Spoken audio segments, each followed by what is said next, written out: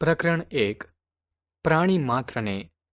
વિદ્યાર્થી મિત્રો, મુનિશ્રી સંતબાલનો જન્મ ટંકારા તાલુકામાં આવેલા ટોળ ગામમાં થયો હતો. પ્રાણી માત્રને આ એક પ્રાર્થના ગીત છે. આ કાવ્ય દયા, અહિંસા, ધર્મ અને પ્રેમનો આત્માનુભવ કરાવે છે. તે સમગ્ર માનવજાતને જીવનનો પ્રેરણાદાયી સંદેશ આપે છે. આ મધુર ગીતનું ગાન આપણા મનને આનંદ અને શાંતિ આપે છે.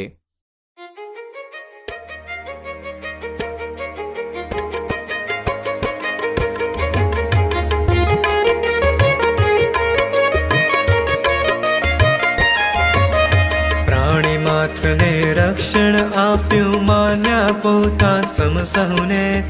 પૂર્ણ અહિંસા આચરનારા નમન તપસ્વી મહાવીરને.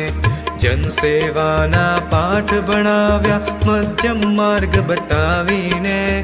સંન્યાસીનો ધર્મ ઉજાડ્યો, વંદન કરીએ બુદ્ધ તને.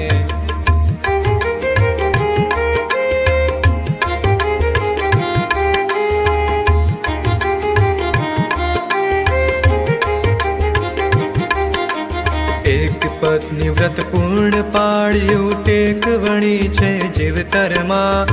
ન્યાય નીતિ રૂપ રામ રહે જો સદા અમારા અંતરમાં. સઘળા કાર્યો કર્યા છતાંય રહ્યા હંમેશા નિર્લેપી. એવા યોગી કૃષ્ણ પ્રભુમાં રહેજો અમ મનડા ખૂંપી.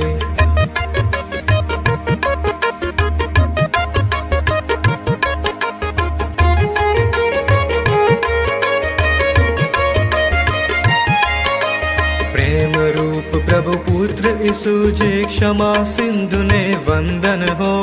રહમને કિના પરમ પ્રચારક હજરત મહમદ તીલે રહો. જરદોસ્તીના ધર્મ ગુરુની પવિત્રતા દિલમાં વ્યાપો. સર્વ ધર્મ સંસ્થાપક સ્મરણો, વિશ્વ શાંતિમાં ખપ લાગો. સારાંશ. આ કાવ્યમાં કરુણા, અહિંસા, નિસ્વાર્થતા અને ન્યાયના ગુણો પર ભાર મૂકતી વિવિધ આધ્યાત્મિક વ્યક્તિઓ અને તેમના ઉપદેશોનો સંદેશ આપે છે.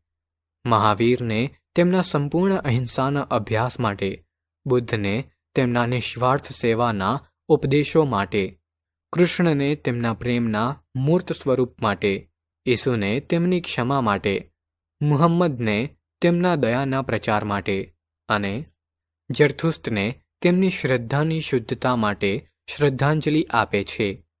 આ કાવ્યનો મુખ્ય સંદેશ એ છે કે સચોટતાથી સર્વધર્મના સંસ્થાપકોને વંદન તો કર્યા છે, પરંતુ આ સર્વધર્મ સંસ્થાપકના સ્મરણો એક દેશ અને બીજા દેશ વચ્ચે શાંતિ સ્થાપવા માટે જ નહીં, વિશ્વની માનવજાત માટે શાંતિનો શુભ સંદેશ આપવાની વિશિષ્ટ ક્ષમતા ધરાવે છે.